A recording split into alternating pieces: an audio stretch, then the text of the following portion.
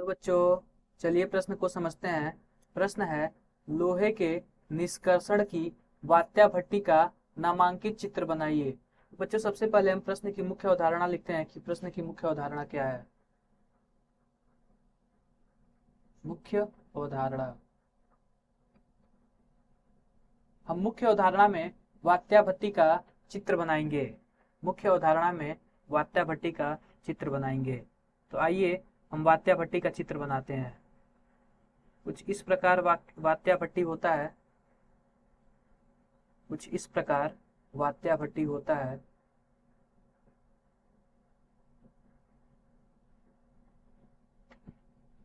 जिसको हम बना रहे हैं। कुछ इस प्रकार वात्या भट्टी होता है जिसको हम बना रहे हैं।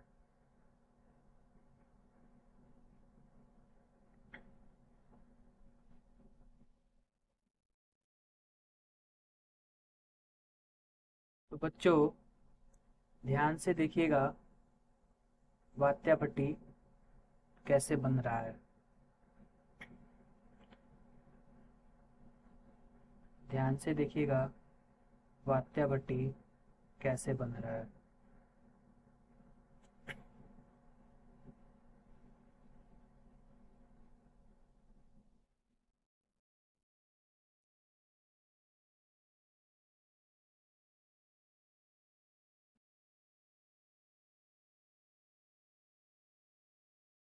कुछ इस प्रकार हम वात्या भट्टी को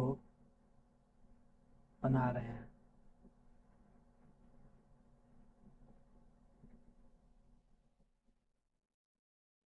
कुछ इस प्रकार हम वात्या भट्टी को बना रहे हैं। यह हमारा वात्या भट्टी बन के तैयार हो गया। अब हम इसका नामांकित करेंगे कि इसको हम नामांकित कैसे करें। नामांकित कैसे करें? सबसे पहले लिखेंगे क्रिया मिश्रण, क्रियाकारी मिश्रण, क्रियाकारी क्रियाकारी मिश्रण, क्रियाकारी मिश्रण। अब हम इसमें ये देखेंगे अब हम इसमें ये देखेंगे कि यह हमारा निष्पादित अयस्क है। यह हमारा निष्पादित अयस्क है।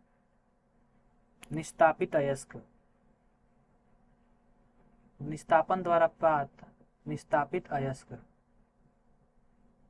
यानी कि इसमें कैल्शियम कार्बोनेट और कोक है। कैल्शियम कार्बोनेट और कोक है। यहाँ से यहाँ से एक यहाँ से एक व्यर्थ गैसें निकलती हैं। यहाँ से एक व्यर्थ गैसें निकलती हैं। व्यर्थ गैसें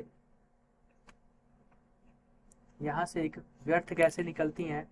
इस व्यर्थ गैसें में कार्बन मोनोऑक्साइड, कार्बन डाइऑक्साइड और नाइट्रोजन गैसें हैं।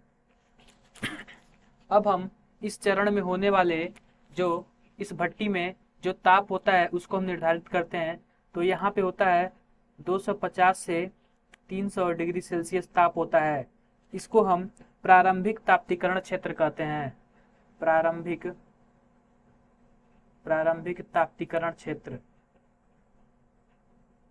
ताप्तीकरण क्षेत्र। और दूसरा हमारा है 500 से 900 डिग्री सेल्सियस तक। इसको हम बोलते हैं अपचयन का ऊपरी क्षेत्र। अपचयन का ऊपरी क्षेत्र। अपचयन का ऊपरी क्षेत्र। तीसरा हमारा है 900 से 1200 तक। 900 से 1200 तक यह है अपचयन का निचला क्षेत्र। अपचयन का निचला क्षेत्र। निचला क्षेत्र।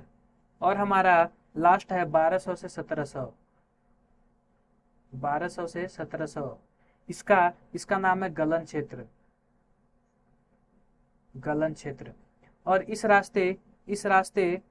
रास्ते टीयर गर्म हवा अंदर जाती है। गर्म हवा अंदर जाती है। गर्म हवा अंदर जाती है इस रास्ते। अब जो हमारा अब जो हमारा क्या बचा हुआ है, ये धातुमल बचा हुआ है। ये जो अशुद्धियाँ होती हैं यानी कि धातुमल है, धातुमल बचा हुआ है।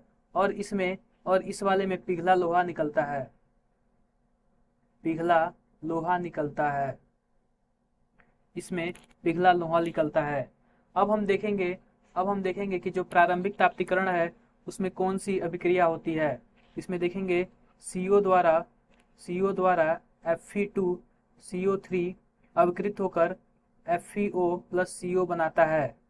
और हम दूसरे में देखेंगे अब चयन का ऊपरी क्षेत्र में इसमें क्या होता है, इसमें चूना और सिलिका धातुमल बनता है, चूना और सिलिका धातुमल बनता है, धातुमल बनता है। तीसरे में देखेंगे, तीसरे में इसमें पिघला लोहा और कार्बन, सिलिकॉन और फास्फोरस बनता है। और हम चौथे में देखेंगे ये कार्बन और ऑक्सीजन मिलके कार्बन डाइऑक्साइड बनाते हैं। तो बच्चों आशा करते हैं आपको मुख्य अवधारणा के आधार पर प्रश्न समझ आया होगा। धन्यवाद।